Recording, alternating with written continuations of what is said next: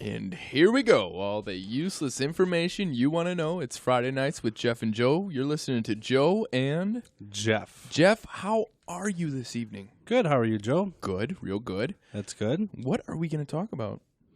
I don't know. Or did I just jump into that a little too quick? Yeah. I was like, there's no lead into that. No foreplay at all. Just go right into it. Okay. Oh, boy. To be honest, we do have quite a bit of a bigger topic today, so I'd like to start with that. Really? Because I think you and I are going to end up talking quite a bit about it. I'm excited. What do we got? All right. So this story stems from last Saturday. I was driving through the old backcountry of Wisconsin and listening to my Sirius radio, and they had somebody on there talking about how it was Dr. Dre's 2001 15-year anniversary. Must have been real recent. Must have been maybe Saturday. So it brought me back to me being, it must have been like 17 in 2001, and listening to that album in high school when it came out. I mean, it was one of the bigger events musically for my life. Mm-hmm. So it got me thinking about, growing up in Wisconsin, most people listen to country around here or the old pop, whatever's on the radio. Mm-hmm. But me and a few people in my group listen to quite a bit of rap. So, did you call that a squad? People in your squad. Well, isn't it posse? Isn't that what Phil Jackson said? Got them all in trouble and everything. Nowadays, it's the squad. It's the squad. Yeah. I'm out with my squad. Isn't that like a squad Taylor goals Swift thing, though? It's the Taylor Swift squad. T Swift, by the way. Sorry, T Swift. T Swizzle, as the folks in my neck of the woods call her. But yeah, it got me thinking about what I listen to now and why I listen to what I do now. Just because, and major CD events in my life. Yeah, so, yeah. Well, Jeff, if we could, go ahead. Could we go back further than 17 years old? I mean, like, Jeff, let's go back, we're going from the beginning. Oh, from the beginning. I'm excited. All the way from the little button you pushed on the little toy that went ding, ding, ding. Not quite. Okay. So my dad and mom listened to 50s, 60s rock and roll all throughout my childhood. They still do, obviously, now. Nice. But, they kind of grew up. They were pretty little when that kind of came out, but I still remember listening to that in the radio, when we were in the car with my parents. So that's kind of where I started with like Billie Holiday. No, Billie Holiday. No. Well, what's the like Elvis style era stuff? So rockabilly. Is that what you're looking for? No, I was thinking Billie. Not Billie Holiday. What's one that died in the car plane? The car plane. The car plane, the car plane. Making new vehicles up here. I want to see like a car La Bamba and my gosh, why am I having the guy with the piano? I'm totally with you. Okay, so yeah, I grew up around that stuff. So that's Buddy Holly. Buddy Holly, thank you. Go. Buddy Holly. Yeah, so that's kind of where my musical influence started. Okay, then I got to be maybe middle schoolish age, and I started to branch out into my own what I like to listen to. And I know we mentioned in the other one, the other podcast, Paranormal Palaver. Yes. WIXX 101.1. Yeah. Was very influential. I remember they had every Sunday night, I'd go to bed a little earlier and listen to Casey Kasem do the top 40. I mean, and desperately try to stay awake till he got to number one. And that really influenced what I listened to because it was just whatever was on the radio and it's top 40. And, then because you don't know any better, you just figure, okay, this is cool, this is popular. And so you go along with it. Did you make it to number one? Sometimes I did, sometimes I didn't. But a lot of times it was the same songs you'd already heard on the radio every night before that. And then 101 had, I remember, my bedtime was 9 o'clock. My parents were pretty strict about that. I was a heavy sleeper, so they had to have me go to bed early. So 9 o'clock, get in, and they had the top 9 at 9.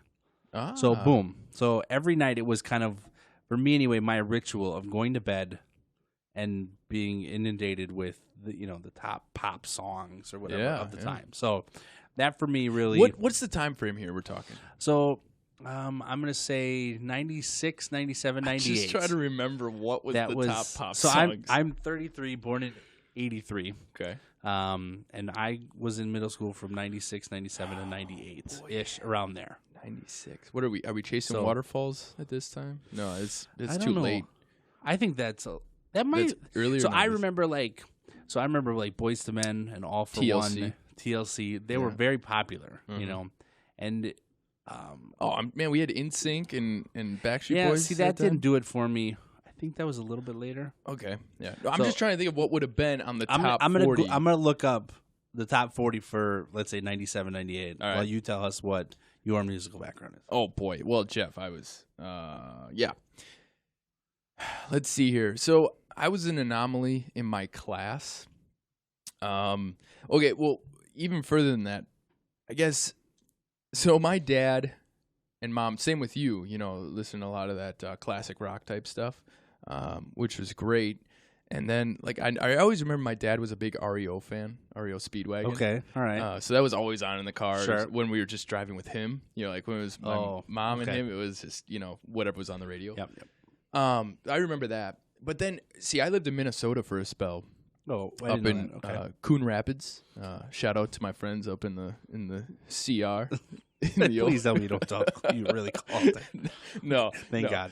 But in Minnesota, Minneapolis, out of Minneapolis, there was a radio station called Radio Oz, and it was like a kid radio station. I think I was all of 5, 6, 7 years old at this time, and we loved it. My brothers and I would, just like it would. We would actually record off the radio, and and we'd have it saved up. Yep. And you could also buy like the Radio Oz tapes, like the songs that were popular on Radio Oz. You could buy that. Anyways, we totally did it. Or at least my parents did, because they're awesome. And but our family has always been extremely into music. From little on, I don't know. We've always been singing out loud, annoyingly, of course. And there's always just been music, like when we're working on something, or even just in the background on a Saturday afternoon or something. There's just always music playing growing up. So we've always had music. Now, once I moved back to Wisconsin, which I moved, I was in the 3rd grade of Minnesota, moved back middle of the year, magically in 2nd grade. Don't know how that. No, I'm just kidding. I need some reading help. Knowing you, it makes sense. But I loved the classic rock stuff. So, like, I listened to the, around here it was 95.7. Oldies 95.7. That was the stuff that I listened to with my dad. And then 96.5, which is still around today. Yep. Wait, 95.7 is not around anymore? Well, it is, but it's like it was bought out a couple times over, and now it's more disco. Really? And it's kind of weird. Because I do listen to the 96.5 every once in a while when you want a flashback. But I've tried to find the 95.7, but haven't been able to. Yeah, it's not what it used to be. Okay, all right. Go ahead. And I remember distinctly, like I had some close friends in elementary school, still are close friends with them to this day, but I would get so much flack for listening to oldies. Like I was that weird kid who listened to oldies, Makes sense, yeah. And so, but that stuck with me all the way on through, we got the 90s and then the early 2000s when I got into middle school and then obviously high school. But I kind of got into the 90s, I wouldn't say grunge, but like that 90s alternative rock stuff. Okay. That so was like, going on. Kurt Cobain and... sort of, yeah. Okay. I wasn't a big grunge guy, but... you just said grunge. I know. Okay. Well, and that's... More alt rock? Exactly. Okay. Yeah. Of course, anybody listens to Nirvana, Yeah. But, so... That's what led. I remember my first album that I legitimately bought. You ready for this? I'm trying to think of mine real quick. Hold on. Okay, I know mine. Weird Al. Oh my gosh. Running with Scissors. Okay. Now I love Weird Al, but I don't know if I own any albums. Man, that was the first one I bought. The second album that I ever bought was Sean Mullins. He had that one single. He's now like a Christian rock singer, but he had that one song, Rockabye. Yep, I know who you're talking about. Yep. And I exactly loved that song, so I didn't know you could buy singles. And I think, so the 90s was all about singles, I think. Yeah. There's a lot of them that I can think of, and I Googled it real quick, but like Tub Thumper by Chuba Wubba. Oh, I have that CD. Yeah. I don't know why. It's pretty sad. I'll tell you why. Because it was awesome. Okay. You're like, that one song's great. The rest of them got to be even better. No, not so much. Boy. Well, and then there's Hootie and the Blowfish. Yep. I mean, there's Alanis Morissette. So if we're going to go into this now. So yeah. I did Google it. Actually, if you Google top songs of a certain year, it's actually a pretty slick little thing. You can just and easily change the year. So nice. Again, Tub Thumper was the top one. But then we have like Third Eye Blind, Semi-Charmed Life. Yep. This is also kind of when hip-hop started coming in. So they have More Money, More Problems, Life After Death. Hate that. Hate that when that happens. So they have, what else? Remember Barbie Girl? Staring into the sun, See You When You Get There, Smash Mouth, No Doubts. It's weird. This list has the song and the album, but they don't have like the band. And I'm not real great.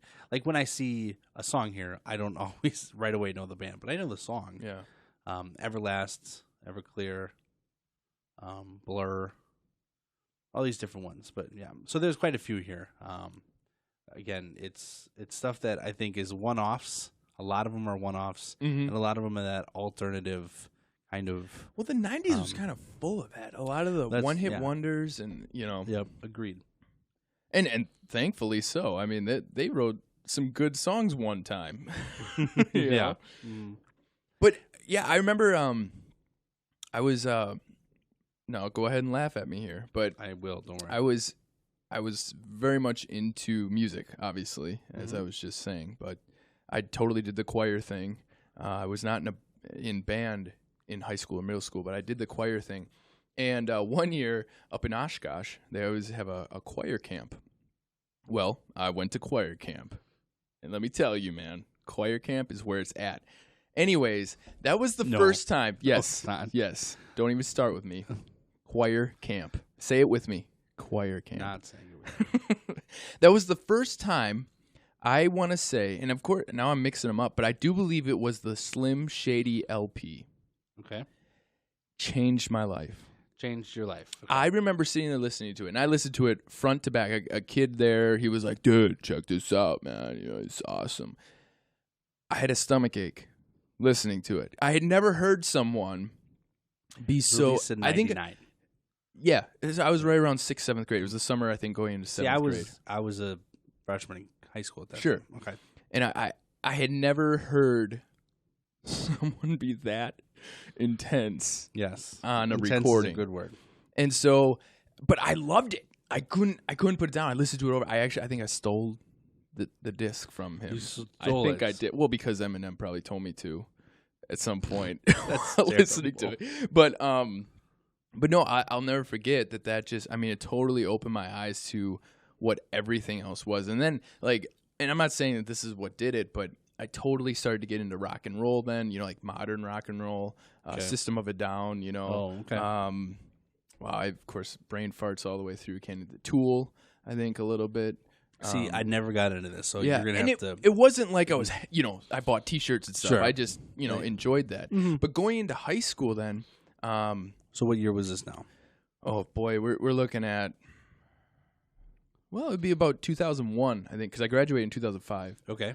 So 2001, I got in there, and same deal. I was pretty much into, like, Blink-182. Wow. Yep. I could not stop listening to Blink-182. Sure. Sum 41. Yep. The whole entire kind of punk scene. Yeah, so then the punk came. Okay, all right. And then after that, I decided that I wanted to be in a band. Okay. I don't blame you for that, because I think when Sum 41 and Blink-182, like, those guys just seemed to me to be normal dudes. Yeah. Who just played in somebody's garage and somebody found them and they're like, okay, here, be famous. Yeah. And they never came off as, big lavish lifestyles. So I think I distinctly remember kind of thinking these are normal dudes. And I think that really, spurned a whole generation of kids who just were like, I can do this too. Yeah. That's crazy that you say that, because in my high school, which is a small 400-kid high school, I mean, every grade about 100 kids, every grade had 2 or 3 bands going on. Really? And we, luckily, in the community, had people who were willing to set up actual gigs for us. Really? So, like, every couple months, we'd all have a battle of the bands or like something in Batavia. Sure. We have a place called the Hilltop. It's a Town of Scott community center. Okay. But you know, we would set up these gigs, and all of the kids from town would be there playing. And then from out of town, we'd have other people show up as well. But so I was really big into that. Obviously, I didn't play anything in high school. I've since learned the guitar and things like that. But I was the singer, and listening back at the recordings is absolutely horrible. not what you want. So I'm kind of curious. So of all the bands that came out of Random Lake area, any of them do anything still going on? I'd have to say, well, luckily for my group, we were called Restless Reflection. Restless Reflection. That is correct. Yeah, think about it deeply. Come on. No. Bunch of middle school kids. Yeah, no. We luckily are still very close friends. Okay. And we get together quite often. And actually, it's been like, because I've gigged numerous times, mostly after high school by myself, like at coffee shops or bars. And with those guys, all of a sudden I'll be like, hey, you want to play? Because they all play too still. Okay. And they're in their own bands. So they all still do a band. Yeah. And are still musically involved. Yeah. Okay. So, and of course, they'll be like, oh, yeah, totally. You know, like, where are we at? And then they'll join me. So that's a lot of fun. But I would have to say a group that's probably done the most would be my brothers. Okay. They were called Hopeless Hope. Hopeless Hope. Yep, okay. Hopeless Hope. And it's a great name. I know, but they were the only, one of the only groups. We did a lot of covers. They sat down and they wrote their own stuff. And so when you say your brothers, you had two older brothers? Yeah. No, I'm the oldest. Oh, you're the oldest. The brother right below me, Nick, he was actually a drummer in the high school band. Okay. So that's pretty much what he did. He didn't branch out. He started out with all of us like in a band, but then he just like, nah, screw this stuff. See, I'm surprised that the Horsemeyer Brothers didn't get together and make a band called the Horsemeyer Brothers. But not gonna. Why? I don't know. We just okay. I don't. It is a good question because we all get along. Yeah, it's not like we're fighting. Especially as we've grown some older. Sort of talent. Like drummer, singer, guitar, whatever. Yeah, but Jake, he's the third of the family, and their group. I mean, they sat down, legitimately recorded. They've got the whole thing set up. So they're not together, but they'll get together and play it out every once in a while. Okay. So that was really cool. But then there was a weird point in my life when I decided to do drugs. Drugs are bad. I'm going. Dr. Uggs. So of course then I got into deep into classic rock. I'm talking I wanted to be, no joke here, I wanted to be Jim Morrison. I would tell my friends. You wanted to be. Did you have the hair for it? I totally did. Did you really? You had long hair. I had the long hair. I was Jim Morrison for Halloween one year. Do you have a picture of this that you can show me? I'm sure I can find it. You should show it. Okay, fine, I'll find it. But well, not right now. You can do it later. All right, sounds good. But I actually told my friends. It was so awesome that I was gonna die at 27. That's how much I wanted to be Jim Morrison.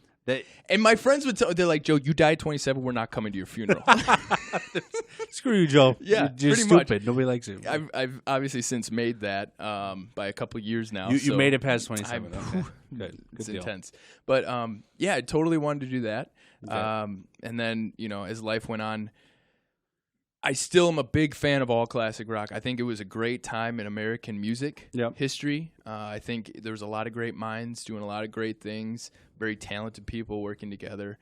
And luckily, we still have some of those people walking the earth with us. Yeah. Mm-hmm. During that time, man, I got into Bob Dylan so hard. Really? I tried. I can't do it. It's not because of the musical prowess. It's because of his lyrics. Like Sure. I sat there and just tried to pick everything apart, and I just loved it. But since, finding myself back and, getting on the straight and narrow, Dave Matthews Band really took over for my mid-20s. I'm surprised. That's one thing I never got into, but they're huge with almost everybody.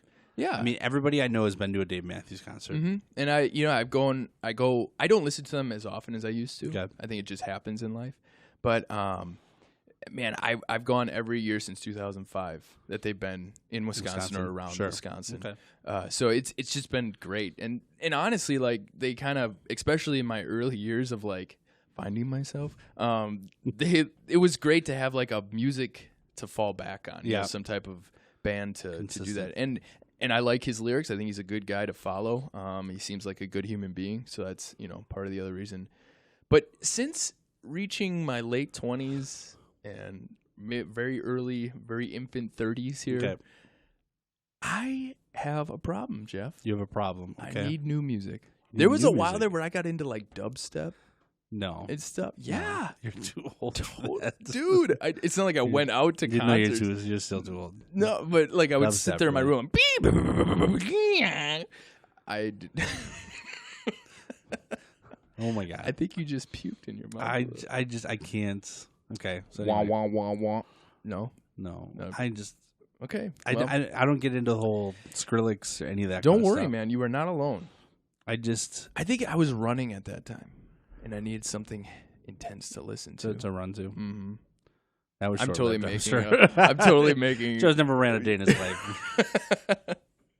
Yeah, so that is we could obviously dive into music tenfold, but that's the high level viewpoint of my music. So I want to go back here. So let's go back. Here I am. Middle school kid, 13, 14. Squeaky clean. Highly impressionable at this point. I started listening to 101, and it's, like I said, all this alt rock stuff. I became really into like Sugar Ray. So for those of you who don't know, morning there's a halo, hey. No. From the corner of my girlfriend's four-post bed. Yeah, yep. Okay. So anyway, they were very popular, but their first album was technically called Lemonade and Brownies, but that was their underground one that didn't get released. But the popular one, when Fly came out, I don't know if you remember the song Fly. Man. So that album was called Floored. It was the first album I ever had. Okay, but on there's a little bit of rap involved with that. So there's a little bit of some rap stuff. Yeah. So from there, I slowly progressed. Can you spit some piff for us? No, I'm not spitting anything. I wish at one point I did want to become a rapper, and then I realized this is so good. It was a short-lived kind of thing. So anyway, from there, I slowly started listening to more like Limp Bizkit and Kid Rock, which, again, kind of that angst, white... you would be JV. JV. Yeah. That would be my rap name? That would be it. Is that... JV. You were Joe's been looking out for a good solid 10 seconds trying to think of my rap name. Yeah, and JV, so man. JV. It's got to be. No. Chew on it. Anyways, so I slowly started to listen to that, and then you said the Slim Shady LP, but that came out in '99. That was a little before my time. I absolutely fell in love with the Marshall Mathers LP, though. His second album. Just the song "The Way I Am" came out. All the still stand up, all that stuff. That came out only a year later in 2000. Yeah, I mean, I was at that point. I was absolutely hooked, and the difference is that when I went to high school, in 2000, that would have been high school for me. There was a lot of different kids there from a lot of different backgrounds, not just from Wisconsin, but I went to a multicultural, multinational, almost high school. Really? So I started hanging out with different kids other than who I'd kind of grown up with, and they all had different tastes. So here I am listening to rap with a couple inner city Chicago kids, Mexican Chicago, and they were like introducing me to rap. And then I know a couple of the other guys were really into some of the rock that you were saying, so that's when I started listening to like System of a Down, and Rage Against the Machine was really big. Yep. So I was exposed to all these different things, and slowly but surely rap just kind of took hold. And from there, I was addicted. But, I did want to tell this funny story. So I'm in middle school, right? And I was one of those kids that I always had a cassette, one of those little stereos that had the cassette player, and you could record the radio onto it, right? So I had my one radio on my nightstand. Totally did that I would listen to, right? And anytime a really good song would come on, I'd jump up, turn the other one on, and hit play, hit record right away, right? And you'll never believe what song came on, and it freaked me out. Regulator by Warren G and Nate Dogg. That song came on, and I'm like, it literally blew my mind for like 5 seconds. I'm like, I didn't know what to do. I just sat there. I was like, what is happening right now? Because that's a pretty hardcore rap song to be playing on, WIXX. And maybe at this point I had gone to another radio station, but I remember listening to this and like that was the first time I had ever really listened to gangster rap, and it was I remember it just blowing my mind, and I remember quick running over and hitting play, but of course I missed the first 10 seconds or whatever it was. So, I remember that being kind of my first introduction into it, and then obviously once Eminem, then you become addicted to Eminem. Well, then you go to Dre, and then from Dre you go to Snoop, and then Eazy-E and NWA, and then you slowly, drift to the other side because you learn about Tupac. Yep, and then, so then you go to Biggie, and everybody's like, "Oh, they're the best." The other side. Well, then you start listening to, Puff Daddy and Nas and all that, and then I don't know why, and I was telling you this yesterday, I became huge into Southern rap. I think when, right in like the mid 2000s. Like Grills and Nelly and T.I. and UGK. I mean, all these guys became really big. Mm-hmm. And there was a couple like Paul Wall, who was like I hate to say it, but I had a hard time identifying with some of the gangster rap, NWA stuff. Sure. Growing up in the middle of Wisconsin, a white kid. It was hard for me to relate to a lot of that. So some of the other rappers started, they would talk about stuff that was a little more relatable to me, like Eminem, like how, he was dating some girl who he absolutely hated, but he also loved her like a lot. And I was like, this totally makes sense to me, know what that is. We've all been there, right? Yeah. But I've never had to, shoot somebody for trying to steal my crack or whatever. Yeah. I mean, you've probably thrown up spaghetti at some point in your life. Yes. Yes. My mom's spaghetti specifically. But yeah, since then, I've kind of gone into more of I love this guy, and if you're ever listening out there, whoever will eventually listen to this or whatever, but his name is Brother Ali. He's a albino rapper from the cities, from the Minnesota, Minneapolis, St. Paul. Really? Yeah, and so he's much more socially conscious rapper. He's, I believe, Muslim then, so he's converted. Sure. And so he's just great. I don't know. He's really good. So like he kind of has the same. I don't know if you've ever heard of. I think it's Atmosphere. Is the rapper? Maybe. I mean, there's a. Now I gotta look it up. I'm gonna feel terrible now. I think so. Brother Ali is part of like a little group of rappers, and they kind of do more socially conscious stuff. And I don't know. It just what he does and stuff is just really cool. See, and I love that when a and I don't know why it has to be pinholed like this, but when a rapper, I think it's because, rappers are synonymous with just, talking about shooting up the place and all that stuff. But I love it when they take that talent and they actually, they legitimately talk about the issues at hand. Yep. Instead of just saying what they did on Saturday night, Mm-hmm. So this is the group. So Brother Ali's part of a label, I think it is. It's called Rhyme Slayers. I think it's really cool. They got a really cool logo. Cool. But I'm just going to read off a couple of these guys. So ASAP Rock, Atmosphere, who is one guy named is Slug and Ant. They're their rap names, but one does the beats and one does the lyrics. I'm sure you've heard one of their songs. And so the guy does a lot of the beats for everybody. So Brother Ali, like I said, Dilated Peoples, Evidence, Idea and Abilities, Freeway. He used to rap for Jay-Z. Really? Let's see, MF Doom, who's really huge. I'm sure I'm missing people, obviously, here, but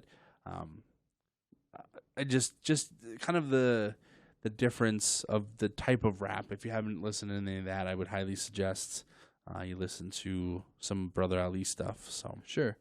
Again, in my mid 20s, I totally got into Lil Wayne. Okay, who hasn't? What? I don't know why. I mean, but Lil Wayne. I mean, I'm not as big of a fan of him now, but he had his place. I remember when the Big Timers were there, and I'm sorry, Joe showed me a picture of himself as Jim Morrison. Okay, hold on, let me see it. Yeah.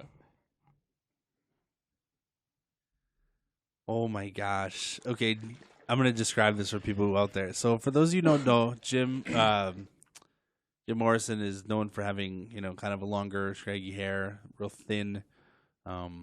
Look him up, obviously. But Joe now has what I would consider a normal person haircut. Something you get at Cost Cutters, nothing fancy.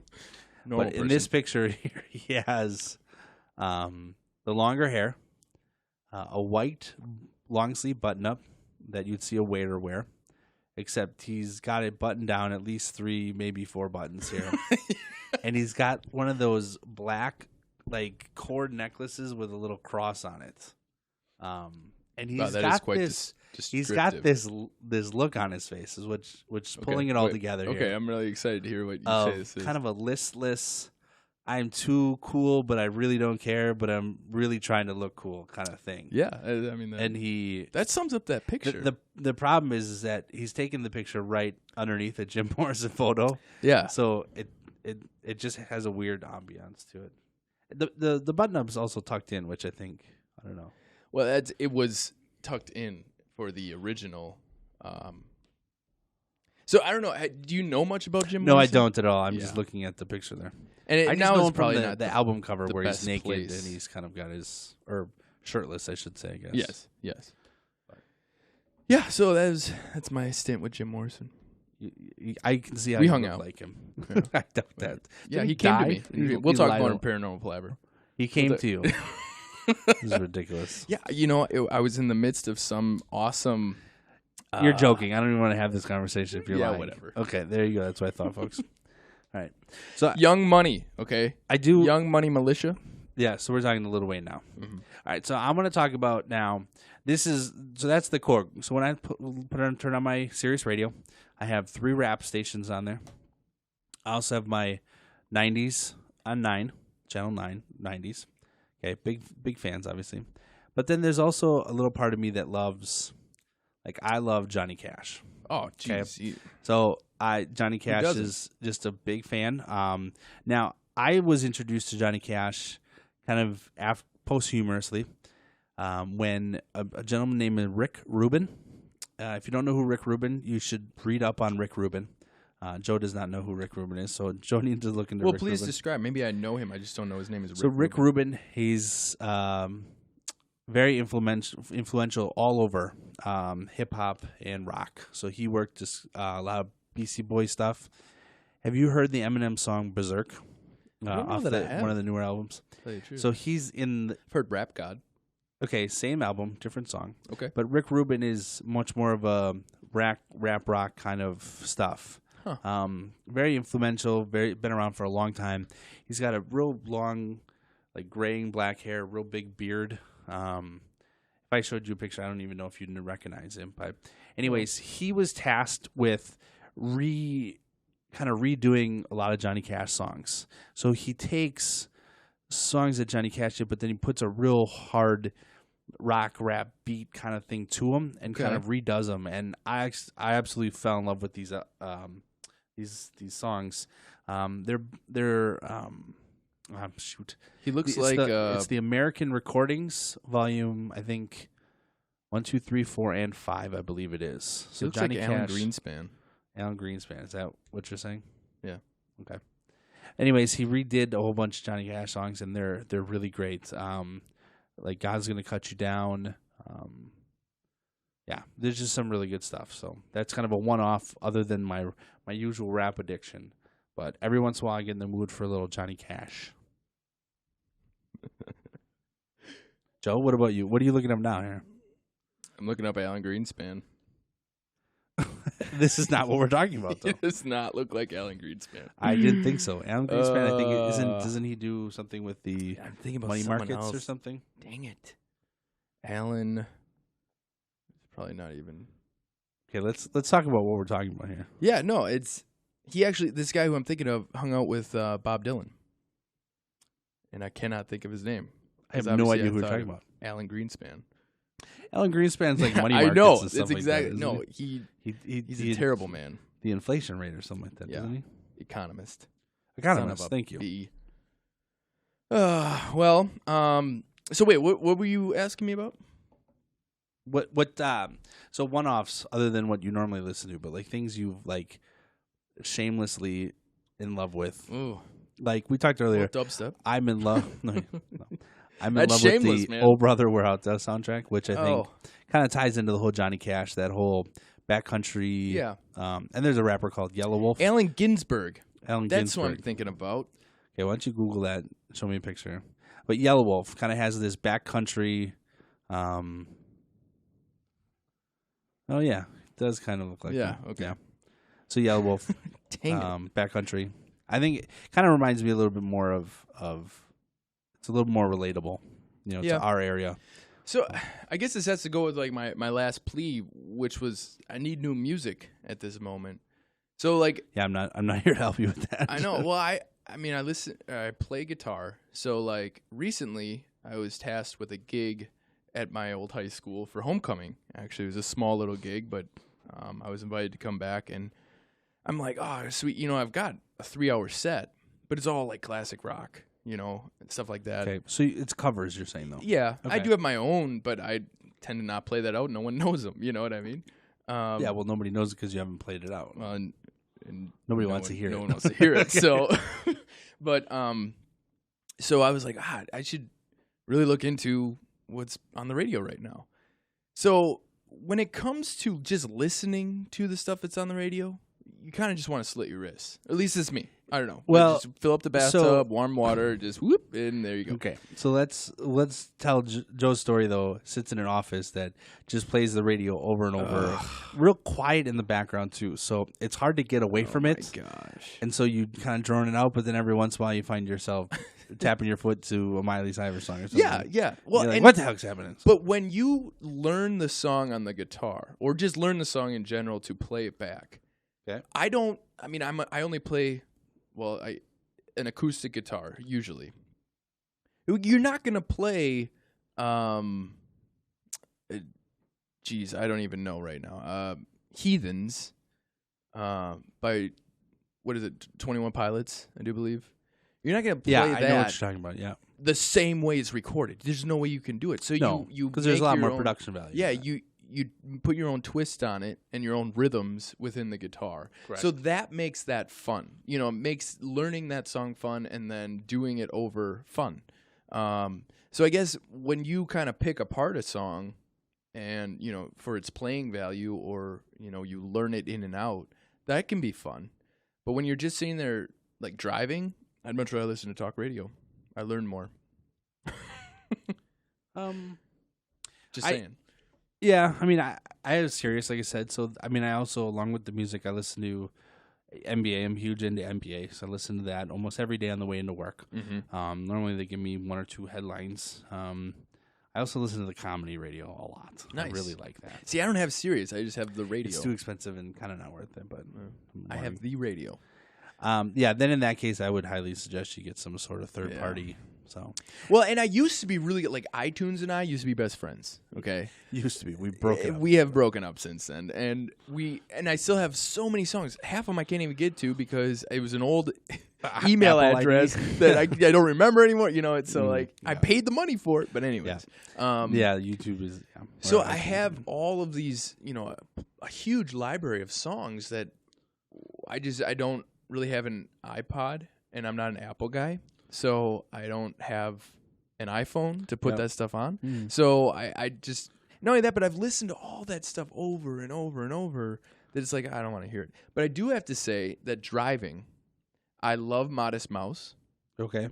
Driving, especially, oh wow, cannot think of any albums right now. But that, Bright Eyes, love listening to Bright Eyes while I'm driving, and still Bob Dylan. I love listening to Bob Dylan while I'm driving. So and that's like trips, like long trips. It's like a driving. Are you a Mumford & Sons fan? Not really. Everybody I know loves Mumford & Sons, and I have no idea who or what. Yeah, not really. I probably have heard their songs, just I have no idea. The other thing I do want to talk about. So I've never been, and I don't think I'll change and never be, but I'm just not a concert guy. Really? I've only been. So we live in Wisconsin. Summerfest is a huge thing.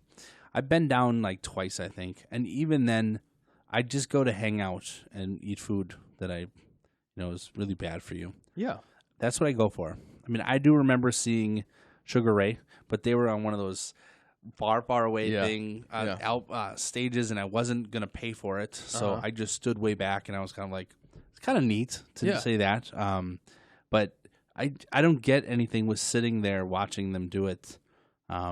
It doesn't do anything for me. See, and there's I totally see where you're coming from, especially as I've grown older. Okay. Like, I don't know, I just don't have the energy or what have you to go out. But like Dave Matthews, I didn't like him. I hated it. I hated the way he sang. You know, he's got this thing in his throat. You know, it's like whatever. But I saw them live, and their live show, it's momentous. It's moving. Like, I always describe it as a wall of sound literally blowing through you.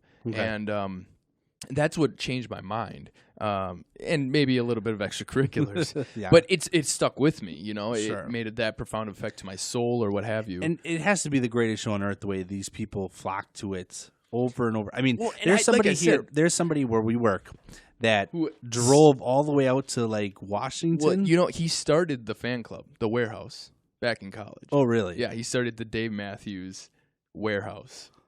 He called Dave's wife and said, "You don't have a fan club. I'd like to start one." She said, "Okay." Are you serious? I'm 100% serious. I did not know this. Yeah. So he's this originator. Yeah. And then he handed it over to them. Oh, to the band then? Yeah. Okay. They run it now. That's actually really cool. Yeah. I know. When I found out, I was like, dude. That's pretty cool. Yeah. So they go quite a bit then. Because, so we live in Wisconsin. They drove all the way to Seattle, I think, nonstop, to the Gorge, straight 3. Which is it's Dave's favorite place to play. And it really is a gorgeous place. I've never been there, but I've seen many pictures. They have a live DVD of it there. It's really, it's literally, the amphitheater is right on the edge of a gorge. And it just all of a sudden drops off into this huge valley river thing. And nobody dies every year. I do not pay attention to the news stories. Only 8 people died this year. Yeah. I think him... I think the one that I've also heard is Fish is a big one. Yeah. Well, it harkens back to the Deadheads. Like they have this cult following. Yeah. You know, where I don't think they sustain over how many years of consistent. You know, I think every time he puts Dave Matthews Band, they put out an album. I really enjoy the music. Sure. I really do. I'll take the album. I'll listen to it over and over. Yep. But like I was saying, I go to a show nowadays. And I'm tired quickly. I'm just like, and a lot of times you have heard the song so many times, but there are moments that you like wait for. Like, I can't wait for this moment in the song because it's like with the lights and the, how, because they're really good at the crescendos and the decrescendos and, so. Builds up. Yeah, exactly. So they know what they're doing when it comes to, and two, they sound great live. Yeah. My first group that I saw live, Lit. The band Lit. Me too. Me too. Yeah. Summerfest. I wonder if we went the same year. No way. It was. I got a pick. In 99. It was probably that show. Holy no joke. Did the guy breathe fire? I don't remember. Oh, come on. Well, I guess it was my first show, so I was like, oh my God. It was my first show too, but I was like, it's whatever.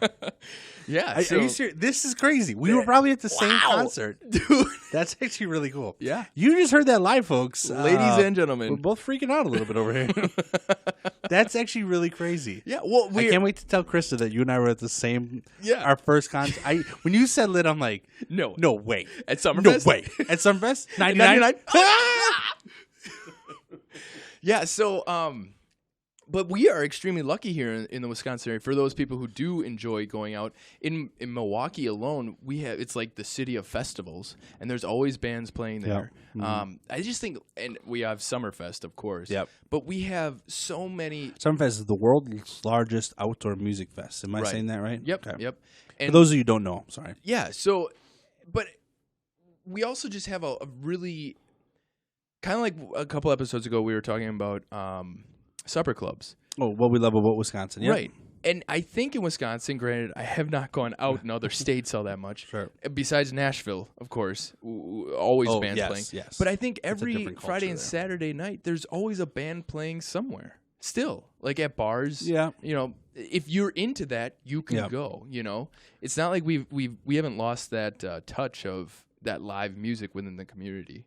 Correct. So. I mean, there's when we lived in Kiel, there's like German days or whatever, and they have a little outdoor polka. Well, everybody has a set fireman's picnic. Yeah, every summer. I mean, you're much more in tune with it than I am, but there's a lot of cover bands and some original stuff out there that they make a tour around Wisconsin. They're just hitting up every spot, and they do every Friday night you get X, and every Saturday night you get this band, and everybody goes to it regardless. They love them. They go and they have a good time, and it's a giant tent with a bunch of beer and people hang out. I mean, it's pretty much. It's good time. Well, I mean, that's what Wisconsin does. And I'm pretty close friends with a group called Road Trip. A couple years back, Road Trip was one of the ones I was thinking. They won the Whammy in Wisconsin, which is like a best cover band. But that's the Wisconsin Music Awards. Basically, yeah, that makes sense. And and like Amy, she has won the Whammy a couple of years for like best singer and things like that. But I mean, it is a big deal. There's a large following of people that do that. And like in summer, the idea then is you find the closest or the next festival, and you go to that town, and you go to that thing. You go to Port Days. Fish Days in Port, sorry. Port Washington. Wisconsin, thank you. Beautiful Lake. Then Sheboygan's got Brat Days, and there's a bunch of stuff there. Then you have, I'm trying to think what's another one. I know there's the big state fair has a whole bunch of stuff. Then they have the Sheboygan, County Fair has a bunch of stuff. Fond du Lac, so every weekend you kind of have somewhere you go. You have a couple brats, grilled cheese, whatever you're going to eat, have a bunch of beer, watch somebody play music, stumble home, you're good to go. Yeah, pretty much. And like I said, the fireman picnics, that's all these little towns that are, all of 2,000 people further down with population, and they all do their fireman picnics, which is literally just a picnic to raise money for their firemen or the department there. And they always have a band, just like you said, every Friday night and then Saturday night. And it's usually the same band going to every single town. Yeah, now that you're saying, because I remember we always go to the Elkhart Lake Firemen's. Sure. Tiny little venue that they just pack full of people, and you can't park anywhere near there. I mean, parking is the worst over there. Yeah. But yeah, to your point, then you can just and then next weekend they're down in Random Lake. Yeah, and then you just you're like a weird roadie. Yeah, you're like an alcoholic roadie, just following around, just drinking beers. And I just saw you up in Howard's Grove. Yeah, just MILFs everywhere. That's all it is. MILFs. So, yeah, but that is true. I never really thought of it that way. I'm one to go to the picnic and have fun and drink and eat and whatever, but I'm rarely there for the band. Well, sure, and that's another thing too. Where, I mean, I go to see Road Trip, and they usually always come to Random Lake. I used to in the wintertime too. They're playing in bars. And I guess I've never gone out and just specifically gone to a bar. For a band. Mm-hmm. And sometimes the place is absolutely packed. Yeah. Sometimes you got like 2 people there. Yeah. I'm trying to think if I've been anywhere where I'm like, oh, we're going to go see this band at a bar. Yeah, no. But that's just it. If you're into that, we have that option here in Wisconsin. And again, unless you're in Nashville, I don't know. Again, New York. Well, when I lived in San Diego, I know I'd gone to a bar and seen like it was a rap group. It was a local rap group, and so they were playing at a bar. But when I say bar for them, it's like a 2-story nice place, and it's all lit up and all neat. It's not a dive bar, Wisconsin. Band, it's not a Wisconsin bar. Where it's wood paneling everywhere. Yeah, it's not that. You got the fish up above the bar. But yeah, so that's interesting. Yeah, music though, man, it's a hot topic. Yeah, and that's another one too, where I remember growing up and like you could talk to someone about music, and if you guys didn't get along with your music, like, you could end your friendship. It was a big deal. Well, and that's kind of what like the what was on the radio. Everybody talked about what was on the radio, and that was popular and cool. And I remember I had 1 or 2 friends who were into the rap thing, and I, even then I was like, well, I'm not going to talk to you about that because I don't understand. I don't. And if you don't listen to it and you don't get it, it doesn't really do anything for you. Yeah, exactly. I'm like, okay, bye. It wasn't like I hate you or anything. It was just like, okay, I'm not gonna. This conversation's over. We were intense down Random Lake. I don't know, but it was like we were only 20 people in middle school, so it's not like you're like if you hate any those one or 2 people had no friends because nobody else listened to what they wanted. I mean, like if you think about it too, that creates the class groups. The goths and the it's true. The Botheads and the Preppies. wannabe gangsters. Yeah, pretty much.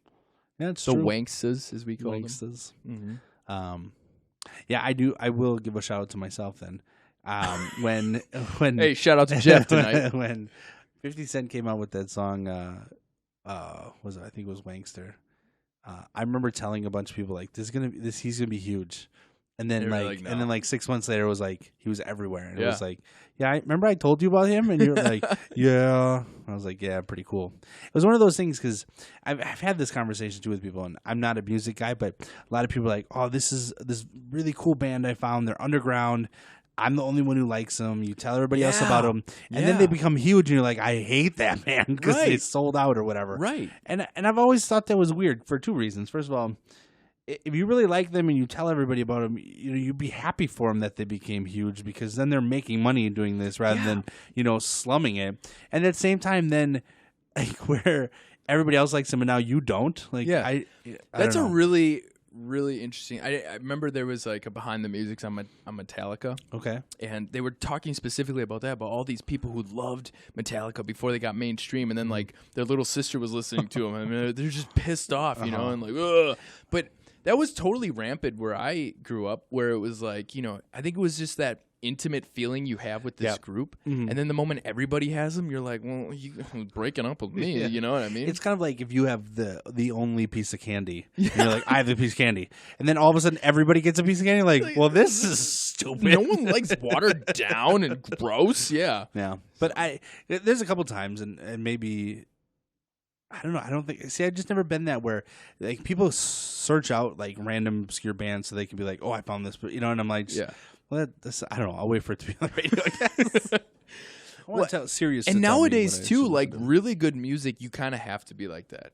Like there's so much. So you've got what's on the radio, and then you literally have right underneath it, just waiting to pop up above the water there is this huge underground, music scene that's not making a lick of cash at all, and it's really, I know this because my brother, he lived out in New York. He was doing the starving actor singer thing. Oh, okay. And like, that was the thing. It was, sure, you can get a label and let's be honest, touring is where you get your money anyways. Yeah. But the amount of work you have to put in order for you to be remotely popular is almost not worth it. And not only that, but by then you sold out. So. But I will give a shout out to, there are quite a few, at least rappers anyway that I know of. Again, that's what I follow. But there are quite a few of them that are independent. So Jay-Z started it. He's independent with his Rockefeller label now. Then they were bought. They're under Interscope, but he's kind of making a lot of the moves. I think again I'm going to get hated on here for two white rappers, but. Macklemore, I believe, is independent. Well, yes. And I think Mac Miller are independent. That's what makes them awesome right now. Yeah. You know what I mean? And obviously somebody's paying them. They're getting help from somewhere. They don't have a CD pressing, company. Yeah. Mm-hmm. But I think nowadays, it's become a lot easier to do it, similar to writing a book. You write a book, you used to have a publisher. Now you can just go online, you submit it, they make you a couple books or whatever, and you can do it that way. Mm-hmm. Now maybe you have to get it on other platforms like Amazon or whatever. Book, what's the Barnes and Noble? Yep. I was like, what's that book place? That one that sells sometimes books. I'm just not so smart. Yeah. But so smart. Nowadays, the independent has a chance, versus it used to be where you really had to have major, you had to be on a major label, or they wouldn't put you on the radio. I know. But yeah, and just a side topic. Yeah, that's a huge topic because like nowadays, or the music industry has gotten so big and just like it's a huge thing that like you can be squashed out pretty quickly if you do not. Your second album stinks. You're done. It's amazing that those guys were able to do that, because I'm sure they had people knocking on their door like, hey, come on over here. Just so they can, and they were like, no, screw you guys. I'm doing this on my own. No. And that is huge props to them. I don't like much of what comes out of the music industry. I like what comes out of people's basements yet. Sure. Mm-hmm. Sure. And I guess I'm not in tune enough to find out what's in people's basements. And that's just it too, what's coming out. But there as well, it is still it's almost easier for us nowadays due to the internet and things like that. You can find it if you look for it, I'm sure. I just don't look for it, I guess. Yeah. I have friends who are really good. Like, they're my dealers, you know, like, hey, man, you got any of that music? You got any of that new stuff, you know? And they'll be like, yeah, check out this group, you know? And then I know Bon Iver here in Wisconsin. He's got a lot of great shouting matches is one of his groups. Shouting matches, okay. Yeah, it's like a I thought you meant like that was a type of thing. Like, they just get together and have shouting matches. Yeah. No, it's actually really, really good music. See, while you looked that up, I'm one of those people that I grew up on like 20 CDs, and I'm okay with just keep listening to those 20 CDs. Like, my iTunes set has, list has, I don't know, probably 20 CDs, Eminem and a couple random hip hop, Brother Ali and stuff like that. And then otherwise it's just, I'm okay. That's all I really need. Yeah. And I'm getting older, and to your point, I listen to a lot more podcasts, a lot more sports radio, stuff like that. Right, right. Go ahead, plug some underground people here. So like Bon Iver, he's from, and of course I can't think of the guy's name who started it. My brother would be hating on me right now. It's like his favorite. Okay. I can't think of it. He's from Eau Claire, though. Oh. And he actually just won a Grammy. He's done a couple things with, I think, with Jay-Z. And what's his name? Sonny Vera? No, Bon Iver. That's his alter ego or his band name. Bon Iver. Yes. Okay. Get it up. But he has a couple different. He has Volcano Choir. That's another, and it's like very like indie grassroots rock type stuff. But shouting matches, I love their stuff. It's really, really bluesy, and it's really just raw. It's just a guitar, bass, drums, and good harmonies type of thing. Okay.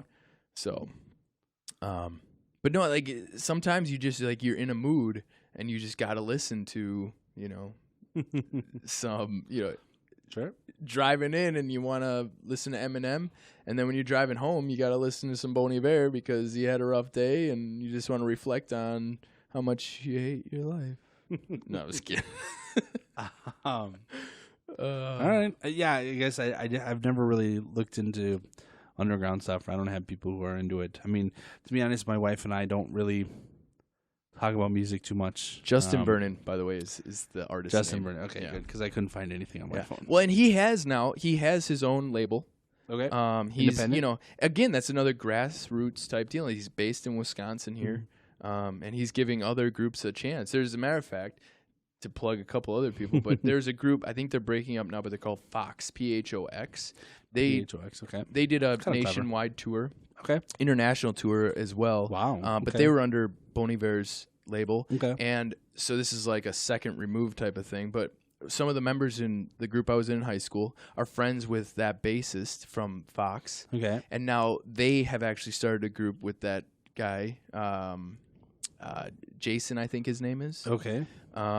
But anyways, regardless, if these are all wrong and you are listening I'm please write in. Yes. If give me a call. If you're any of the people we are talking give me about, a call and be like, Joe, really, bro? I thought you cared. Yeah. But and I do, I do seriously. They're doing great things. As a matter of fact, his name is Isaiah Levitt, close friend of mine. Okay. He's been out in L.A. working.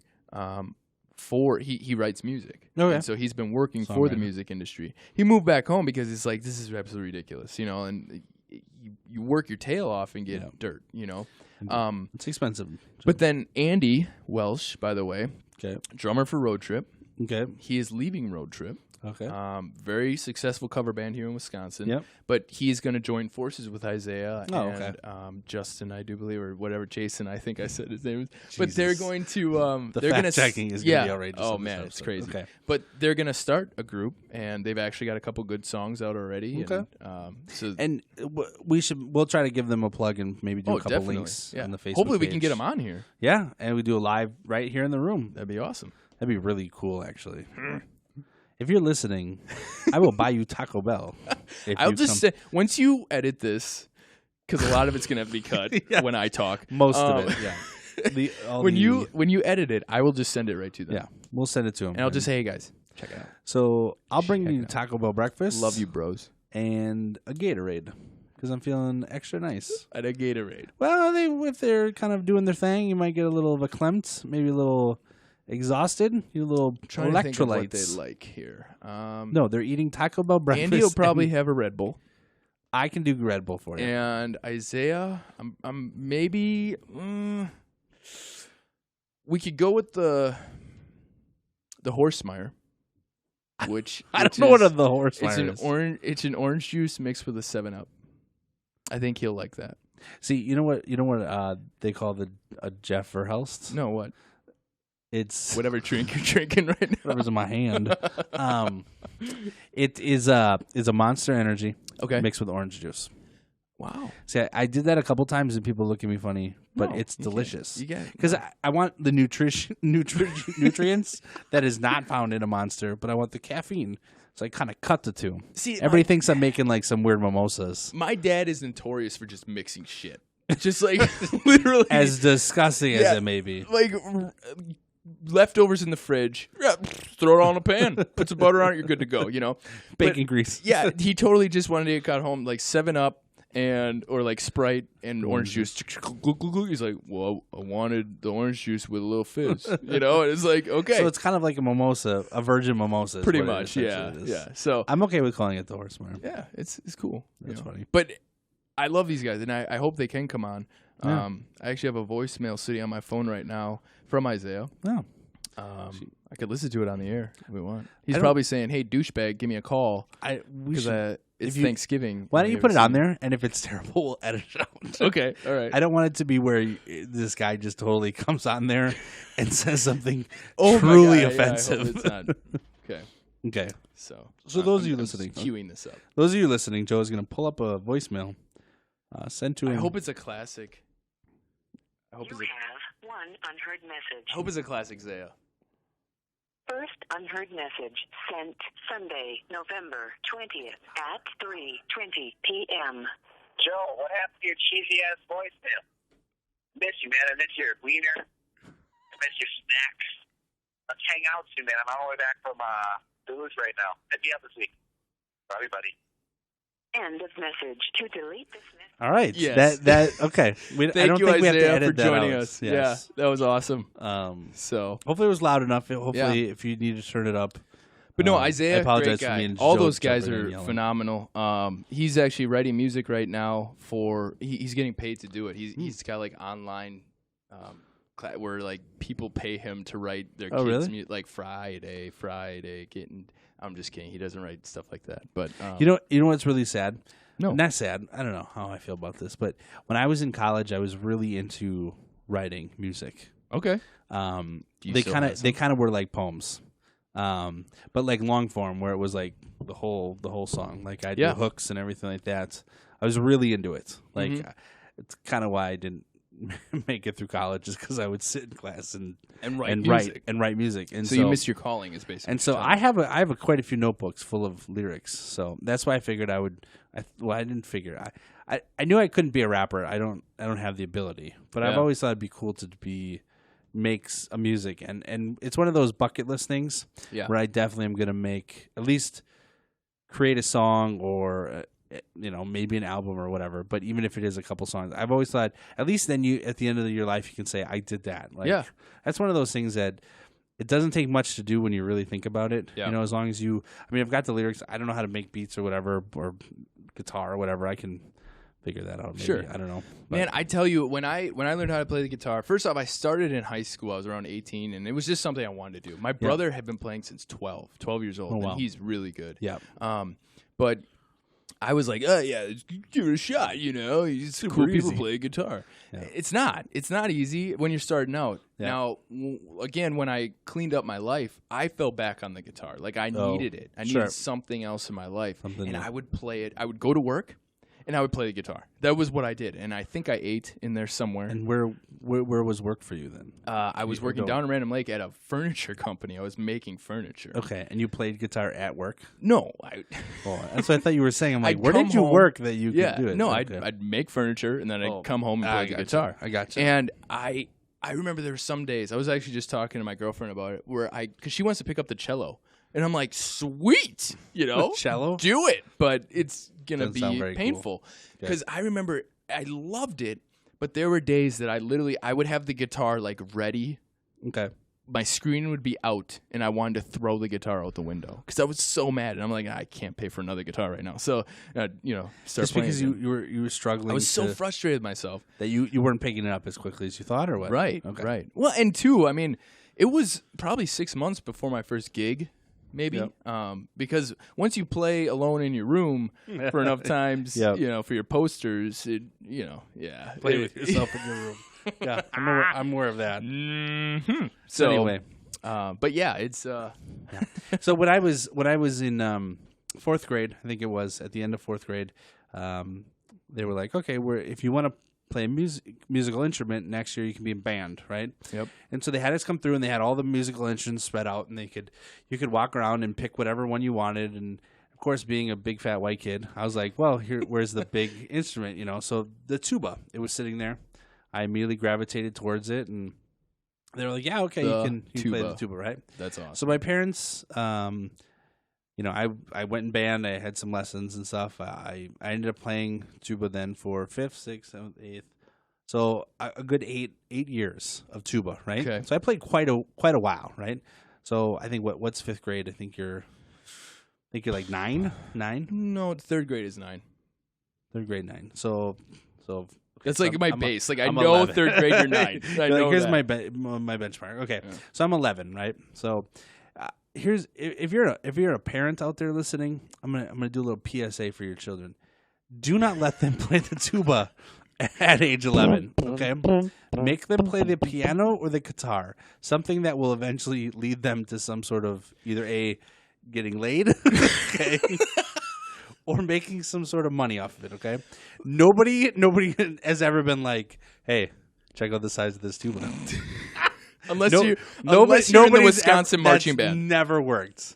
Yes. Totally Wisconsin marching band. And at one point I thought that would be kind of cool, and I'm still like, nah, still not for me. I think I got too cool for the tuba. So my brother Nick, who ended up playing the drums, guess what he started out with? Trombone. Trumpet. Oh my God. I mean, we thought the drums, practicing the drums were bad. Oh. Yeah. Just... Joe's not being exaggerative. No, that is so. My buddy Nate played the trumpet too. Yeah, he was terrible.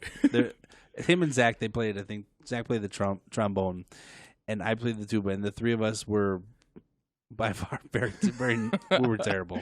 Well, hey, real quick, I do want to plug my buddy's group because that's all the time. That's all the time we have. Sorry, Joe. Click. Yeah, because I've been butchering it this whole time. So their group is called The Longest Year. They have a really interesting backstory to that, and I probably just let them describe it if they're ever on. It's pretty heavy for me to describe. But it is Matt, Andy, Julian, Zaya, Isaiah, and Jason. So I kind of got it right, a little bit. Close missed a couple guys. That's all right. They've got a couple songs out. They're on Facebook. And why don't you plug their link so that people can find it? Now we will be posting this with our podcast, but yeah. We'll hopefully just be also posting their stuff so that you can reach out to them. Oh, sure, yeah. On Facebook, it's simply The Longest Year, at The Longest Year Band. They've got that right underneath there, and then they have a website. It looks like. So The Longest Year just spelled. The Longest Year, all together. It's not no spaces or anything. Okay. And actually, it said to take me to their website, and it took me to their Instagram. So they have an Instagram. Instagram, so that's nice. I assume is The Longest Year also. Yeah, I will have to. I'll catch up with them and see where they're at. But I do know, like Andy, like I said, the Road Trip has been very good to him, and Road Trip's been phenomenal just in general. They're a great group of people. But Andy's looking to keep up with. He's still young, and he wants to still be artistic with his talents and stuff. Yeah, so. I just went on Facebook myself and typed in The Longest Year. They popped right up. So yeah, I'm gonna like them right now. Yeah. Now me and George Horsemeyer are fans of the page. Hey-o. So everybody, Longest Year. Oh yeah. So they have a link right here. Yeah, Instagram.com/Longest Year Band. Yeah. That's kind of cool that somebody who is doing big things like that. Yeah. So there's a lot of really great people out there doing really great things with their talents, and we really appreciate it. So, thank you to all of you. Yeah.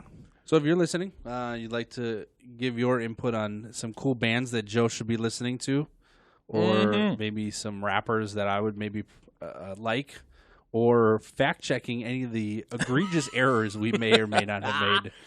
You know, I'm just happens often. Probably made. We did a lot of bad things this one. So,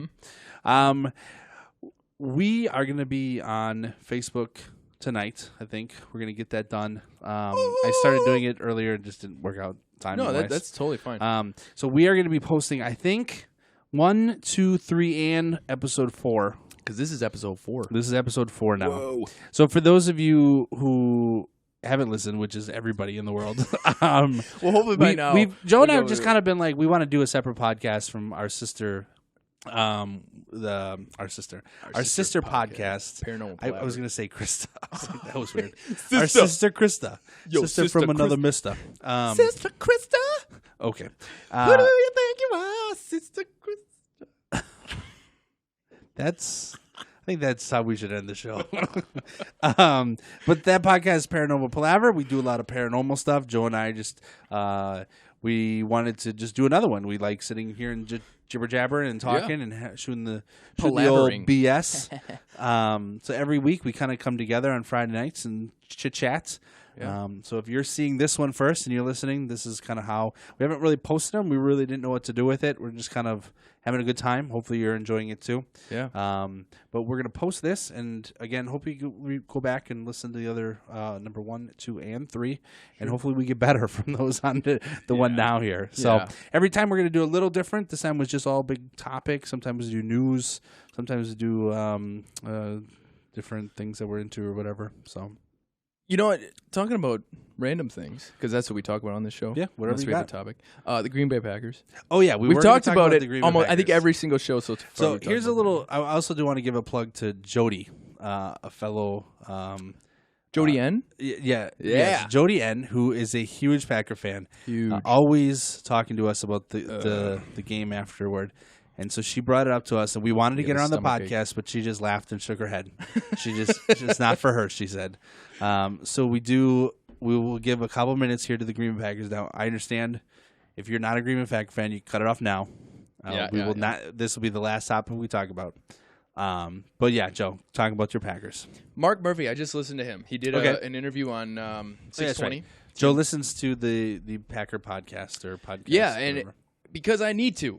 I'm freaking out, man. He's an addict with the Packers. And he, for the first time, someone within the organization besides Mike McCarthy has said, and of course he's probably blowing smoke because that's what he's supposed to do. But he did say, hold on, everybody. Yep. He didn't say relax. He's not an Aaron Rodgers, and Rodgers is also not going to say relax again. Not again. But he did say, look, I am just as frustrated as all of you. He said, we've been in situations like this in the past. We will right the ship. Yep. Now, he said there's a lot of football yet to be played this year, and he said, I really want us to right the ship this year. Now, let's take a look at his job, okay? Yep. He hires Ted Thompson. Yeah, so Mark Murphy is Mark the Murphy president. Is the president. Okay, yeah. Thank you. The Green Bay Packers are owned by the city and or state, but they're owned by Green Bay, essentially. And the people who live the there. Stockholders. Yeah. Okay. It's a brilliant idea. Publicly owned. Yeah. So there's no owner, which is this huge deal. And Mark Murphy laid it out really well because so many people are asking for heads to roll. Yep. Yeah, it's amazing. You lose 4 games. Oh my gosh! And they want to cut everybody. If you're the Cleveland Browns, you're begging for 1 win. Right. That's what I think is great. Okay. So anyway, go ahead. Well, and that's just it. We do not have an owner. We have what I feel to be level-headed individuals running this program who are not ready to just jump on situations. Correct. They let things play out. Their board of directors too for a lot I of do this? believe so. I assume they're the ones who hire Murphy, right? Right. Okay. Right. So and they probably don't meet. Well, unless there's something major or at the end of the year, 4 games in a row. That's not a major. Okay, 4-game losing streak. We're the Green Bay Packers. Yeah. we're Super Bowl bound as we were told on national TV that we're a bunch of spoiled little brats. Yeah, I know. Because we don't know what losing tastes like. Well, and that's okay. I mean, sure, we're getting spoon fed right now. We're not doing well. But I really do like the idea of us, and I say us because that's what it means to be a Packer fan. Yes, you are part of it. Is that we're not just going to go, yep, we're firing you, or we're bringing someone else in mid-season. Yeah, mid-season. I've never been a fan of that. Doesn't make sense. Yeah, you've got unless to let there's a things cultural work. problem where they've lost the locker room. Yep. Which in that case I get, but I still think Mike McCarthy, has enough. He's got one Super Bowl win. Yeah, and he's been proven to be successful. Yep. 7 years in a row we've gotten into the playoffs, and now I've heard some people do like we're sick of the playoffs. Why don't we have another Lombardi Trophy? Well, and let's break it down here. Let's really look at what's going on. I'm pretty. It's gonna be like a 4-hour conversation. No. Okay. It's simple. Look at how many people are injured. And I know people are like, God, why is the Packers always injured, Mm-hmm. But it's just the nature of it's football. Yep. You're bashing into each other, okay? And some seasons you don't have any injuries. And Ted Thompson always recruits young players, and then you have to build them from the ground up. That is the idea behind the Green Bay Packers system, okay? Now, there are so many players out right now that we're asking those very green players to play major roles. What do you think's gonna happen? I'm sorry, you put when I was a kid, we had junior Rams, and then we had high school football. Okay. The junior Rams was 5, 6, and 7, and 8 grades, 5, 6, 7, and 8, growing into what would be the high school football, and there was a really good repertoire. But I'm sorry, you ask a 5th grader or a 6th grader to come up and play varsity football? No, it's not going to work like that. Now, I don't 100% agree with your analogy because 5th graders and 6th graders are much less developed. And that's kind of what I'm thinking though when it comes to the Green Bay Packers because they have a system. 24, 25, you're a grown man at that point. I'm not thinking it's not the but age that's, I'm looking that's at what I'm here. trying to tell you. Okay. It's within the Packer organization. It's not like you're throwing some little kid out there. Some of these people, these players might be able to go to a totally different franchise and be just fine because they don't have that system in place. The Green Bay Packers have a system in place that has worked, but unfortunately there's a kink in that system right now. It's getting kinky, that's for sure. Mm-hmm. So I do agree that when the last 2 off seasons we've let arguably one of our top cornerbacks go. So 2 years ago was Tramon Williams, went to the Browns, I believe. And this last year, Casey Hayward went to the Chargers. Now, we had at that point drafted 2 very high cornerbacks in Rollins and Randall.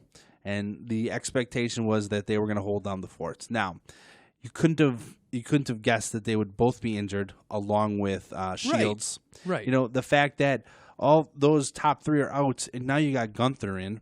Gunter, right? Gunter. Am I saying that right? So which he does all right in some games, and in other games, now he just shattered his leg, so he's out for a long time. God. At least this season, I haven't heard, but I assume this season. You've got, I think Rollins came back, but he blew one of the coverages the other day. You cannot get blown deep. I'm sorry. No. Well, actually, you can. Stop it. So the one concern about that is where are the safeties, and I haven't broken down the film or anything like that, but. That's kind of what they're there for over the top stuff. That's exactly it. You cannot get.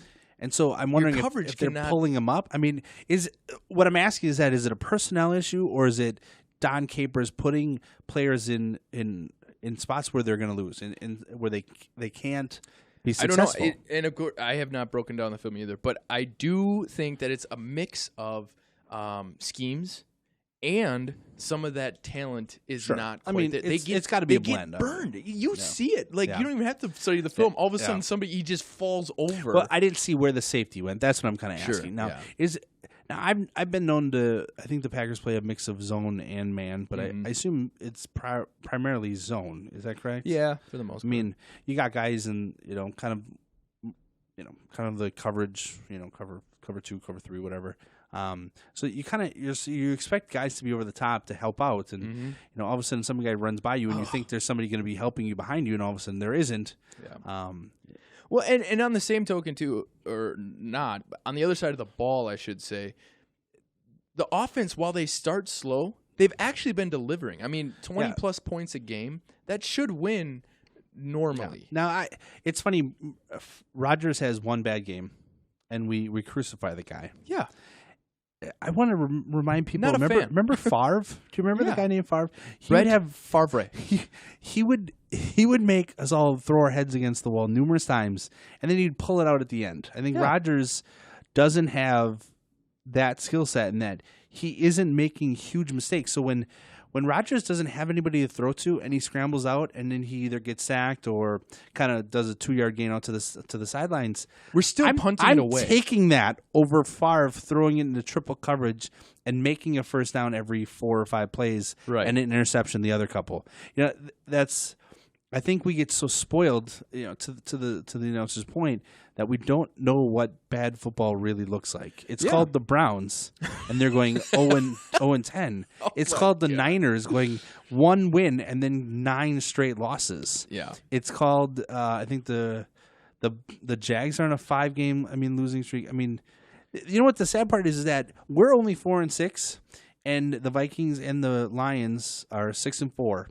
We are not out of it. Like, we go on a 6-game win streak now. Granted, that's the dream, obviously. My God. But we pulled it out every year before this. That, Jeff. Stop that. No, please. I have hope.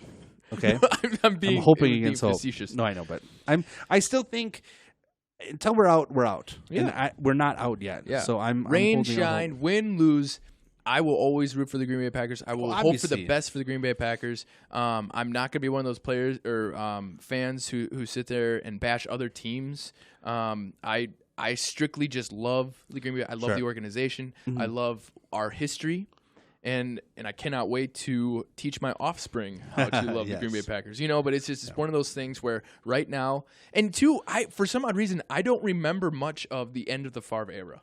I don't know why I don't. Probably because it sucked. I didn't want to watch it. But, we definitely didn't make the playoffs. Yes, 7 years in a row. Think about that. That is the Obama presidency, okay? We made the playoffs. Yeah. We've been very good, and I think when we did miss it, weren't we just 8-8 or something like that? Yeah. It wasn't.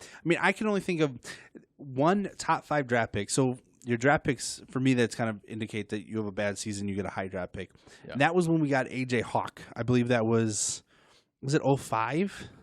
Yeah, it was somewhere around there. So, that was a long time ago. Right. That we had a high. Now, I know B.J. Rodgers was a number 9, I think. Mm-hmm. And that might have been the 09 season that we missed the playoffs. But even then, we rebounded this year, right? Well, so he's got back issues, so I believe he took a 1-year hiatus. So, would be nice to have him. It'd be really great to see a lot of these young guys maybe take a couple lumps and come back either the end of this year or next year and be great. Our middle linebacker, I'm a big Martinez fan. Jake Ryan, I like look both at Devontae those guys. Adams. For the last 2 years, we've been asking for his head on a platter. I don't like this guy. Well, and now he's delivering. No, he still misses too many balls. He missed that one that hit him right in the hands. So does Jordy Nelson, though. Jordy Nelson's a god. How dare you speak bad about that? Okay. I think both of them this year are doing just fine. Yes, I agree. Adams has caught in quite a few balls that are almost impossible, where he flipped that one and he catch it over somebody or whatever. Yep, in the end zone. Even then, I was like, God, I don't like you, but that was a damn good catch. So. I guess for me, I'm just an endless or an optimist all around, and I will. So the one good thing I saw in the game, Barclay, right guard, playing terrible. They threw Spriggs in there, 2nd round offensive tackle. He played great. Sure. I don't know why I've got a big heart on for Spriggs. I think they need to get him in more. They need to figure out. They need to get better offensive linemen because our left. We got rid of Sitton. We knew the writing was on the wall. Lang is now hurt. Well, remember against the Colts? I'm sorry. Yep. They couldn't touch Rodgers. Yeah. All game. The D line, they couldn't do jack. I think Lang being out, and then they put it. They put the Barclay in there. Wasn't good, but I like Bacchiardi. Who's the right guard or right tackle? I'm sorry, Balaga. I'm okay on him. I think they should do is they should move Balaga into the guard and move Spriggs to the right tackle. Mm-hmm. And I think he's got that tall, lanky. Body that can be protective on the outside. Yeah, and that's what I thought. That's what I wish they were to do when they got rid of Sitton. I thought they'd put Spriggs into the guard or whatever, or kick Barclay back or Balaga back in. But I don't know. I just think Rodgers is. There's been a lot of times where he has enough time, and the wide receivers just aren't getting open. And what are you going to do about that? You have to have more out routes, and I think I'll tell you what Montgomery didn't. He runs much. right up the gut and puts it in the end zone. That's what Aaron Rodgers does. Yes, but when you're on your own 30, you're not running that into the end zone.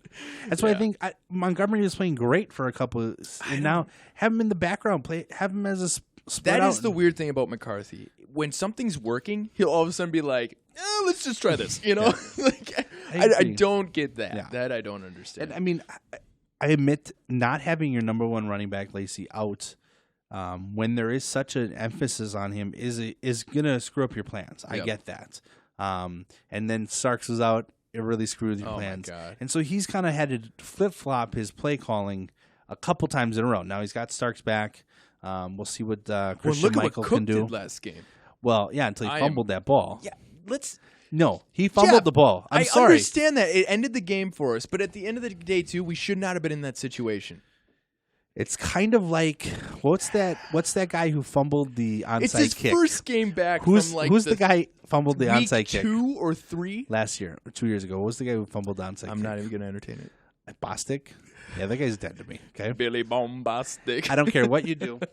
You're a professional football player. You don't fumble the ball. It's true. It is true, and I have to agree. But at the end of the day, too, his first game back from week what was it? 2? Yeah, it's at least 2 weeks. I think. Okay, so no, 2 weeks or week 2. Week 2. Is that when he went out? No, I thought he's played more than that. It was either 2 or 3. It was extremely I admit, early. he did some really good stuff, like really good stuff. We need that stuff. Yes, agree. We don't need the fumble. When it was happening, I told my wife, I was like, this is why we got him on the offseason, and this is what he can do to our offense. However, boink. Yes. Now, granted, at that point, we had a very slim chance of winning. We were still down by, 14 with 3.5 minutes. It was the to go or dagger. whatever. It puts a sour note in your mouth after such a great game by him, such excitement, and then he goes and it makes bumbles me it excited away. for what he will do, though. So, besides the fumble, I'm not excited for more fumbles. Agreed. And you're right. It wasn't his fault that we lost the game. Yeah, it was mostly his fault that we lost the game. You're listening to this, Mr. Cook. We still love you. You're the man. You're still a Packer, and we still love you. Yes, you did a hell of a job. Yeah. Damn straight. It's just unfortunate what you did there. It's all right. But anyways, so sorry for rambling. That actually went a lot longer than I thought. No, that's okay. I think we're always going to be. We always want to talk about the Packers. I think it doesn't. Green Bay Packers. It doesn't hit every person who's going to be listening. So maybe we'll put it at the end. So it's either they love it or they hate it. Yeah, or we could just do a Packer special. Get like Jamie and on in this, and I think Jamie and Jody and Jeff and Joe. We could bring Bob in. Oh, Bob. We work with a guy who was on the Green Bay Packers practice squad back in, when was it, 1970 something? Yeah. Back when they were great. Yes, he will tell you. Yeah, if you ever talk about Bob, I was on the Packers. Like it's pretty much written on his forehead. Yeah, but Bob, you're a great guy too. If you ever find out how to listen to this and you make it this far into this episode.